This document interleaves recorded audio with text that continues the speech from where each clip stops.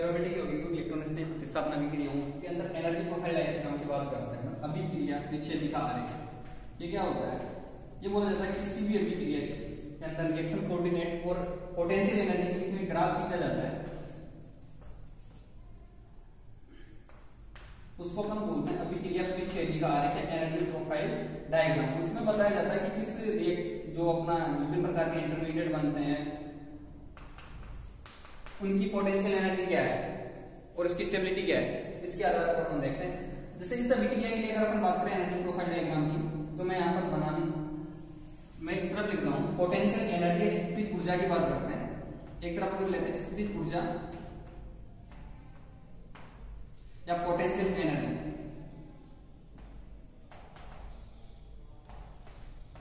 और एक तरफ ले लेते हैं रिएक्शन प्रोग्रेस, अभिक्रिया की प्रगति।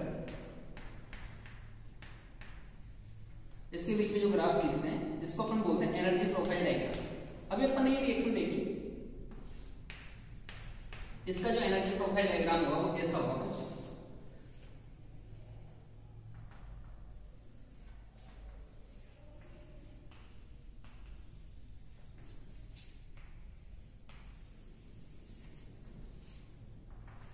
आराम से समझिएगा।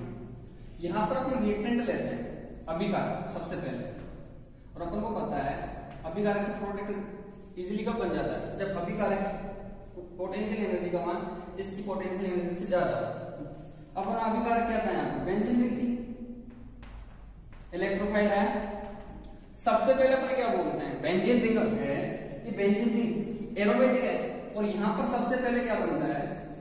तो अपन बोलते हैं इसमें एक पीएस बनती है ट्रांजिशन स्टेट, और ट्रांजिशन स्टेट वह अवस्था होती है संक्रमण अवस्था बोलते हैं ना अपन।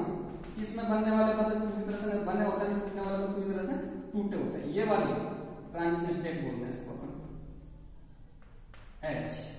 ये संक्रमण अवस्था बनती है इस दौरान, और ये जो संक्रमण अवस्था बनती है इस संक्रमण अवस्था को अपन बोलते हैं कि इसकी स्टेबिलिटी बहुत कम होती है। पार्शियली पॉजिटिव चार्ज ऊपर की साइड। ये बोला जाता है कि ये जो स्टेप होता है ये कैसा होता है? एंडोथर्मिक होता है, क्योंकि यहाँ पर एरोमेटिसिटी बंद हो रही है, एरोमेटिसिटी खत्म हो रही है, तो अपन बोलते हैं यहाँ पर क्या होती है? स्टेबिलिटी कम हो जाती है। फिर थोड़ी देर बाद अपन बोलते हैं इसका मध्यवर्ती बनता है एरेनियम आयन, और जो एरेनियम आयन होता है ना, इन दोनों ट्रांजिशन स्टेट से स्टेबल होता है कि जब बन जाएगा यहाँ पे, तो अपन बोलते हैं इलेक्ट्रोफाइल बन गया, और यहाँ पर ये पूरे के अंदर रेजोनेंस करता था अपना, और रेजोनेंस यहां से यहां तक स्टेबलाइज होता था। इसको अपन बोलते हैं सिग्मा संकुल मध्यवर्ती। फिर ये वाला बॉन्ड टूटता था इसमें, तो यहां पर इसकी एनर्जी थोड़ी बढ़ी, तो एनर्जी बढ़ा के मैंने लिख दी। यहां पर अब कौन सा बॉन्ड टूटेगा? हाइड्रोजन वाला बॉन्ड टूटेगा, इसको बोलते हैं टीएस। यहां पर ये एक्टिवेशन एनर्जी इसकी सक्रिय ऊर्जा, तो अपन इसको बोल सकते हैं सक्रिय ऊर्जा 1।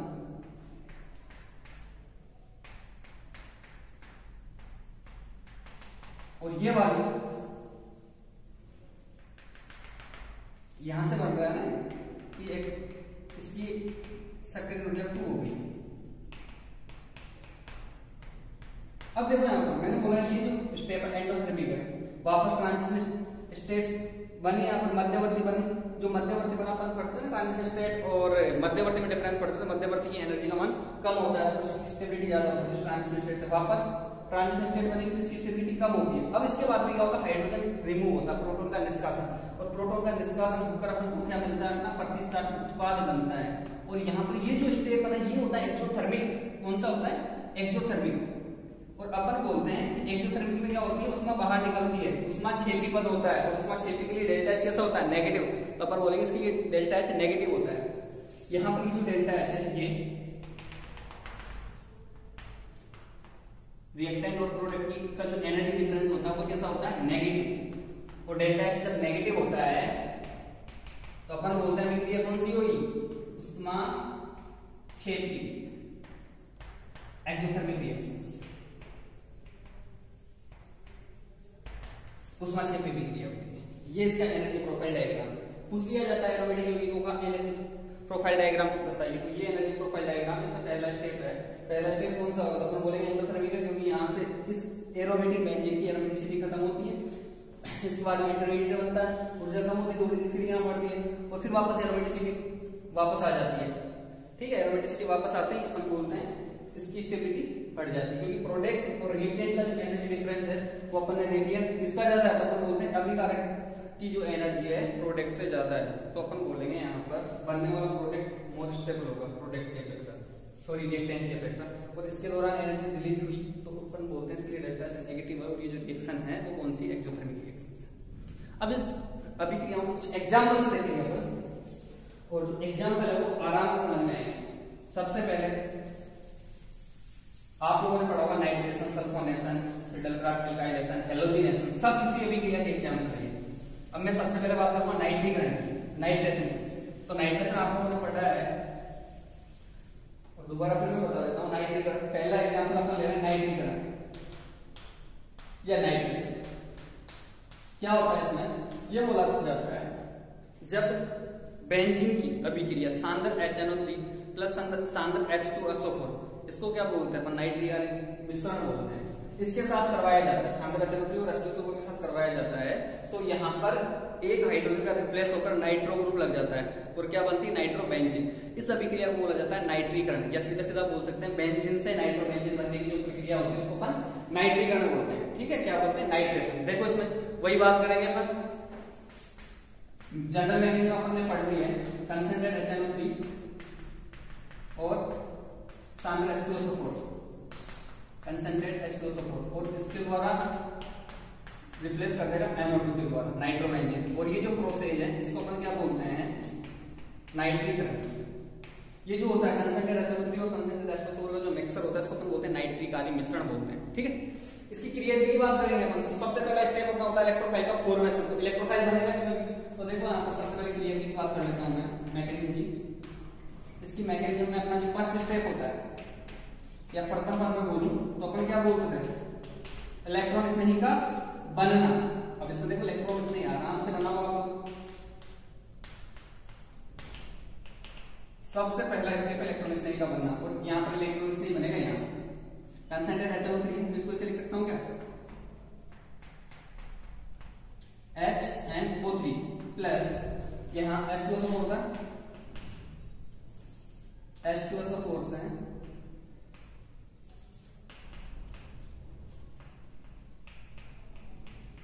HSO4, यहां से ये प्रोटॉन रिमूव होगा और ये प्रोटॉन रिमूव होके यहां पर लगेगा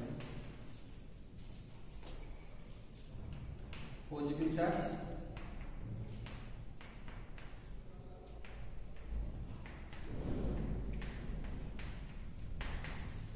यहां से क्या होगा देखो इस बंद के इलेक्ट्रॉन ऑक्सीजन और नाइट्रोजन की इलेक्ट्रोनेगेटिविटी किसकी ज्यादा होगी ऑक्सीजन की, तो ऑक्सीजन के ऊपर पॉजिटिव चार्ज है, पॉजिटिव चार्ज कहां से देगा भाई इस बंद के इलेक्ट्रॉन इधर, जैसे ये बंद के इलेक्ट्रॉन इधर जाएंगे तो यहां पर ये बन जाएगा और इसको अपन बोलते हैं नाइट्रोनियम आयन। क्या बोलते हैं नाइट्रोनियम आयन, ये नाइट्रोनियम आयन, और ये क्या अपना इलेक्ट्रोफाइल है, क्या अपना इलेक्ट्रोफाइल। अब अपना सेकंड स्टेप क्या होता है, प्रथम बार में इलेक्ट्रॉन स्नेही बना लिया, जबकि जो द्वितीय पद होता है अपना द्वितीय पद में अपन क्या बोलते हैं एरिनियम आयन का बनना, और एरिनियम आयन कैसे बनता है उसमें इलेक्ट्रोफाइल का अटैक करवाते हैं, बना हो भैया इलेक्ट्रोफाइल का अटैक करवाओ। तो देखो सीधी सीधी बात है, ये तुम्हारी बेंजीन रिंग थी, इस बेंजीन रिंग पे NO2 आया, नाइट्रोनियम आयन इलेक्ट्रोफाइल, ये बेंजीन हो गई, ये अपना इलेक्ट्रोफाइल, बाई कॉम्प्लेक्स का फॉर्मेशन, बाई कॉम्प्लेक्स का फॉर्मेशन होकर अपना जो बनता था वो क्या बनता था एरिनियम आयन। इसमें क्या करवा देते हैं ये जो एरिनियम आयन बना है या सिग्मा संकुल, इसी में आगे की साइड में बता रहा हूं, तो इसी स्टेप की बात करता हूं, इसी में अपन लिखेंगे एरिनियम आयन का स्थायी,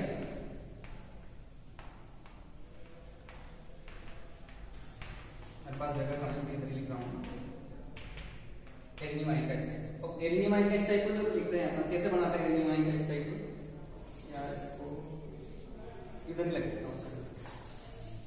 एरिनियम आयन का इस टाइप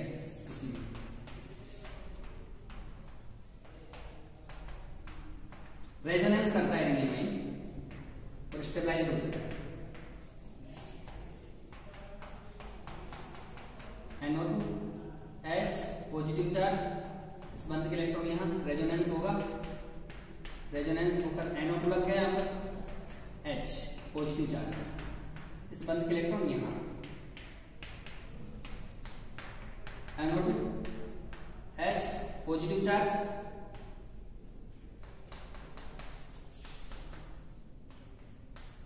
सेकेंड इनका अपन रेजोनेंस हाइब्रिड बनाया था अपन ने थोड़ी देर पहले। यहां पर एक बार फर्स्ट ग्रेड में क्वेश्चन पूछा था कि एरिनियम आयन वाला जो कार्बन होता है उसका हाइब्रिडाइजेशन क्या होता है। एक बार ये बताओ मुझे, यहां पर ये जो कार्बन है ये sp2 था, जैसे इसमें NO2 लगा, इलेक्ट्रोफाइल लगा, तो ये जो कार्बन है ना इसका हाइब्रिडाइजेशन कौन सा हो गया, sp3। इसका हाइब्रिडाइजेशन पूछ लिया था, बाकी जितने भी कार्बन है उनका हाइब्रिडाइजेशन क्या है, sp2।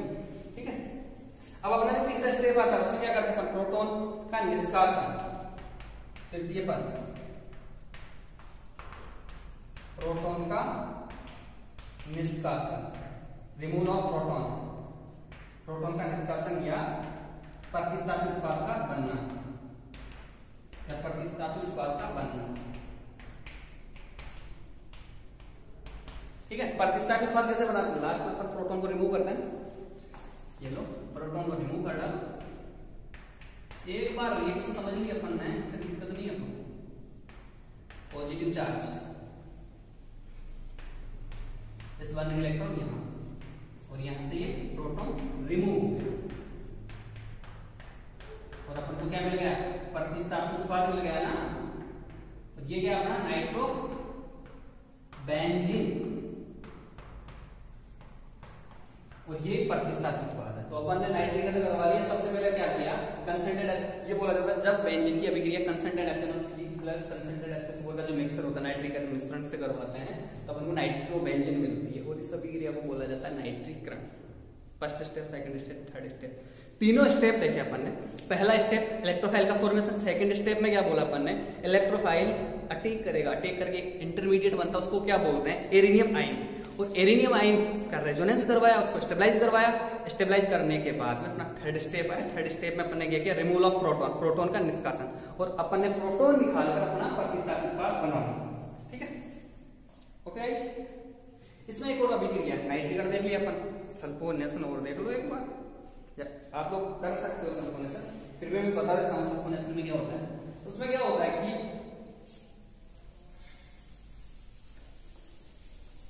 बेंजीन की अभिक्रिया अपन करवाते हैं वहां पर H2SO4 के साथ, तो यहां पर SO3H लग जाता है, नाइट्रोबेंजीन बनती है, वहां सल्फोनिक एसिड बनता है, और बेंजीन से सल्फोनिक एसिड का बनना क्या कहलाता है, सल्फोनीकरण।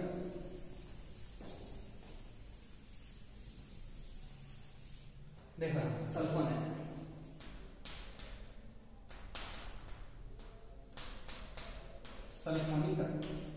सल्फोनीकरण अभिक्रिया में अपन यही बोलते हैं कि जब इसकी अभिक्रिया करवाते हैं, बेंजीन की अभिक्रिया किससे करवाते हैं, H2SO4 के साथ करवाते हैं,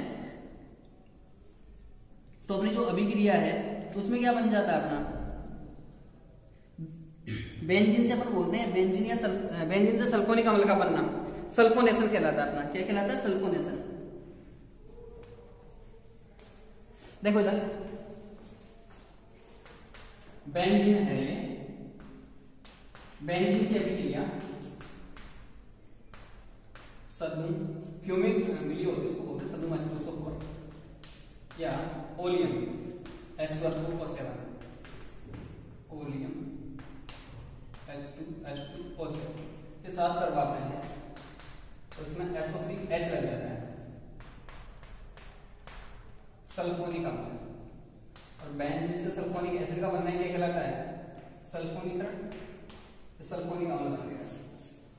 अब देखो इसमें वापस वही क्रियाविधि की बात करते हैं। पहला पद कौन है, इलेक्ट्रोफाइल का बनना, तो इसमें इलेक्ट्रोफाइल बना रहा हूं मैं, इसकी रिएक्टिविटी की बात करूंगा। प्रथम पद इलेक्ट्रॉन इसमें कौन होता है इसमें इलेक्ट्रोफाइल, देखना एक बार ढंग से। इसमें जो इलेक्ट्रोफाइल होता है वो होता है SO3।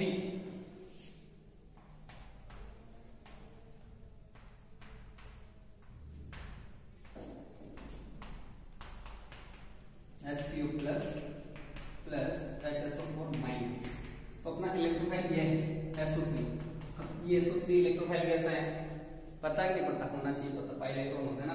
अब इसमें देखो जो SO3 है ये इलेक्ट्रोफाइल कैसे होता है, हम बात करते हैं SO3 की।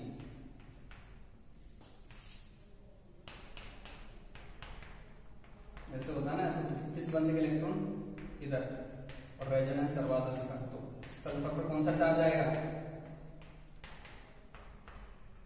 Positive charge. और पॉजिटिव चार्ज किसी भी एटम पर आ जाता तो अपन क्या बोलते हैं, positive charge is called electrophile. तो ये आ गया ना पॉजिटिव चार्ज, रेजोनेंस करवा दो, उसमें रेजोनेंस होता रहता है। और रेजोनेंस करवाने के बाद में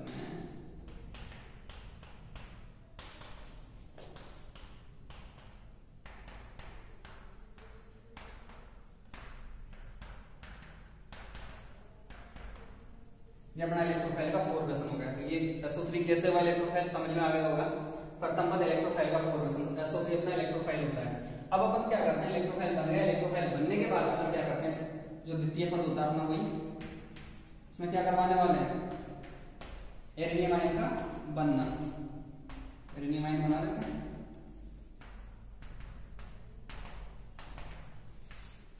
बनना 4 person of arenium ion SO3 benzene ring.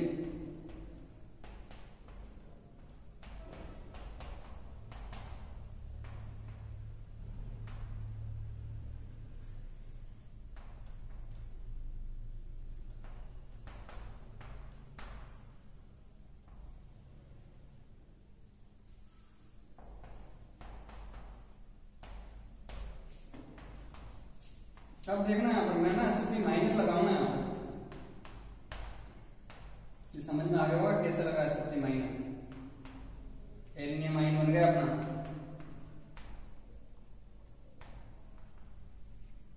Sigma complex. अब देखो यहां पर क्या हुआ, वही स्लाइड पर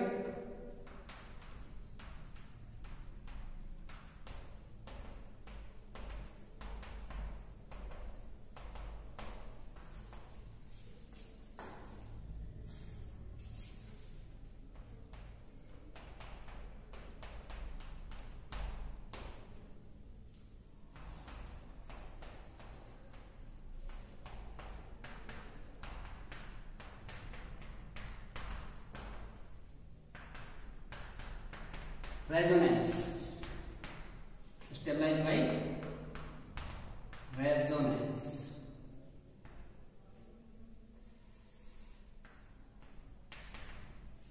वही रेजोनेंस हाइब्रिड अब तक जो बनाते हैं वही बनाएंगे। अगर ये वीडियो देख लेंगे तो मेरे को ऐसा लग रहा है, लगना भी चाहिए, लगता है आपको भी लगेगा कि ये रिएक्शन आप आराम से कर लोगे। अनुनादी संकर रेजोनेंस हाइब्रिड, ये फर्स्ट सेकंड थर्ड, ओके। अब अपना जो तीसरा स्टेप है उसमें अपन बोलते हैं प्रोटॉन का निकलना। तृतीय पद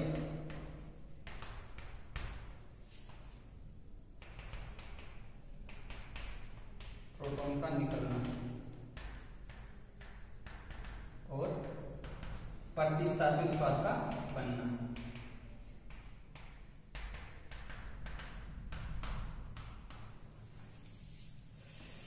देखो इसमें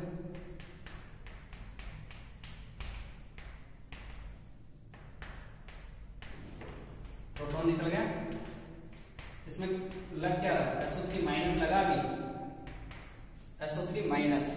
अब क्या होगा नीचे देखो, तो ये H प्लस निकला ना इसका, ये H प्लस HSO4 माइनस बना, ये रहा इसके साथ रिएक्शन करके H2SO4 मतलब H दे सकता है ना, एसिड बन जाएगा वापस। फिर ये बोला जाता है क्योंकि वाटर का होता है साथ में SO3-